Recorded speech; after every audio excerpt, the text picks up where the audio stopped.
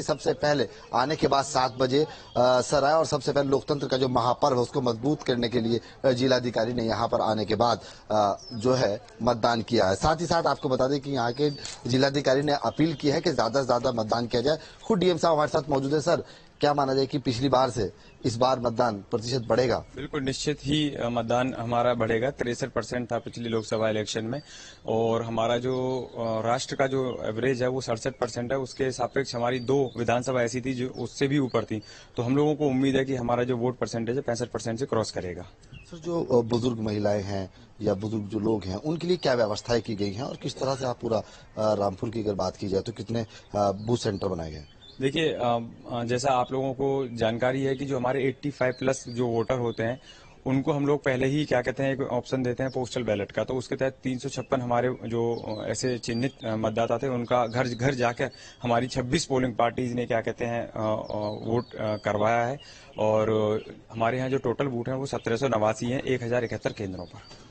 देखिए, जो बुजुर्ग थे उनके लिए भी तमाम जो व्यवस्थाएं हैं जो बैलेट पेपर से होती हैं उसको लेकर के पहले से चुनाव के लिए प्रक्रिया पूरी कर ली गई थी। जिलाधिकारी रामपुर को आपने सुना, जिलाधिकारी रामपुर ठीक 7 बजे यहाँ पर पहुंच गए थे और मैं फिलहाल पिंक बूथ पर मौजूद हूँ क्योंकि मतदान यहाँ पर शुरू हो गया। यहाँ से आपको तस्वीरें दिखा देते हैं। पूरा जो बूथ है वो पूरी तरीके से सजाया जा चुका है और तमाम यहाँ पर जो आपको फोर्स नजर आ रही होगी वो अपनी मुस्तैदी के साथ ड्यूटी करती हुई नजर आ रही है। ठीक सामने मेरे आपको जो कतारें नजर आ रही होंगी ये वही लाइनें हैं जो सुबह 7 बजे सबसे पहले आने के बाद लोकतंत्र के महापर्व को मजबूत करने के लिए लगातार जो जागरूक अभियान चलाया जा रहा था मतदान को लेकर के कि महिलाएं सबसे ज्यादा मतदान करती हुई नजर आती हैं और सबसे पहली प्राथमिकता भी देखिए महिलाओं ने निभाई है। आपको जितने भी लाइन के अंदर नजर आ रहे होंगे ज्यादातर महिलाएं नजर आ रही होंगी। ठीक 7 बजे यहाँ पर महिलाएं पहुंच गई थी और यही कारण था कि सबसे ज्यादा जो मतदान है रामपुर के अंदर कराने को लेकर के अपील की गई है। यहाँ पर जो साफ तौर पर अगर देखा जाए जो वोटर्स यहाँ पर अभी उनका आने का सिलसिला शुरू हो जाएगा जो यहाँ पर वोट डाल के भी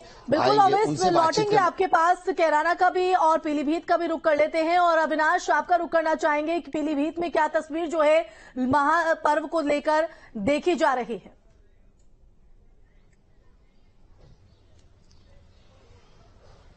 अविनाश, आप तक आवाज पहुंच रही है? लगता है अविनाश तक आवाज नहीं पहुंच रही है। अभिषेक का भी रुख कर लेते हैं जो कैराना से हमारे साथ लाइव बने हुए हैं। अभिषेक का आप तक आवाज पहुंच रही हो तो आम हो या खास हो अपने मत का इस्तेमाल करने के लिए पोलिंग बूथ का रुख कर रहे हैं। मोहन भागवत ने भी अपना वोट कास्ट किया है, पी चिदम्बरम को भी हमने देखा और आम मतदाता भी खासा उत्साहित नजर आ रहा है। जो हमने तस्वीरों में देखा है कि मतदान से पहले ही लंबी लाइनें जो है वो कई पोलिंग बूथों पर दिखाई दी है। कैराना से क्या तस्वीर नजर आ रही है लोकतंत्र के इस महापर्व को लेकर?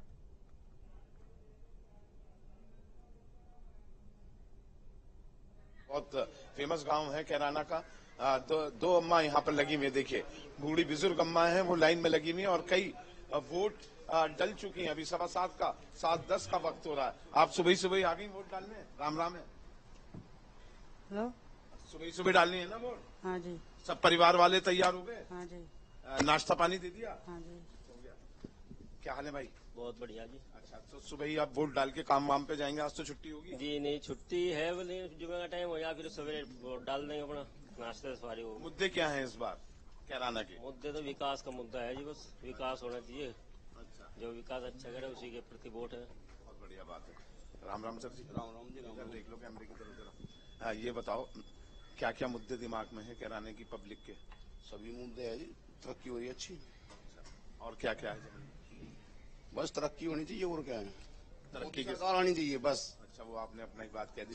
कुल मिलाकर यहाँ ग्रामीण इलाका है पूरा। कैराना में बात करूं तो कैराना लोकसभा क्षेत्र जो है जिसमें शामली भी आता है और पूरा ग्रामीण हरियाणा से सटा हुआ ये एरिया, यमुना पार कर लेंगे। अभिषेक, एक बात जरा ये भी बताइए क्योंकि आपने लोगों से वहां बातचीत की, हालांकि ये किसी से हम नहीं पूछ सकते कि आप किसको वोट करने वाले हैं, लेकिन ये मैं आपसे जानने की कोशिश करूंगा कि एक पलायन का मुद्दा यहाँ पर बहुत प्रखर था पिछले कई चुनाव में। हम लोकसभा चुनाव की बात कर लें और उससे पहले अगर हम बात कर लें जो विधानसभा का चुनाव हुआ तब बहुत ज्यादा यहाँ पर प्रखरता के साथ इस मुद्दे को उठाया गया था। इकरा हसन के परिवार से अगर हम बात करें तो उन पर ही आरोप लग रहे थे, समाजवादी पार्टी की जो प्रत्याशी हैं नाहिद हसन पर, इकरा हसन पर। तो क्या उसका कुछ फैक्टर यहाँ पर काम करता नजर आएगा? देखिए शुभम, बहुत अच्छा आपने सवाल किया। वो 2017 का वक्त था और बीजेपी के मरहूम नेता जो बाबू हुकम सिंह थे यहीं कैराना के, उन्होंने ये पलायन का मुद्दा उठाया था और उसी पलायन के मुद्दे से एक वेव बनी थी और वो मुद्दा इतना छा गया था कि यूपी में योगी आदित्यनाथ की सरकार बनी थी। कुल मिलाकर अब वो पलायन का मुद्दा तो नहीं है, लेकिन जहन में पलायन वाली बात लोगों के जरूर है। जहां मैं खड़ा हूं ये करमुखेड़ी है और इससे बाहर आप जब मेन रोड पर आएंगे और कैराना की तरफ चलेंगे तो कैराना में आज भी वो मकान बंद पड़े हैं जो लोग यहां से पलायन करके दूसरे शहरों में चले गए।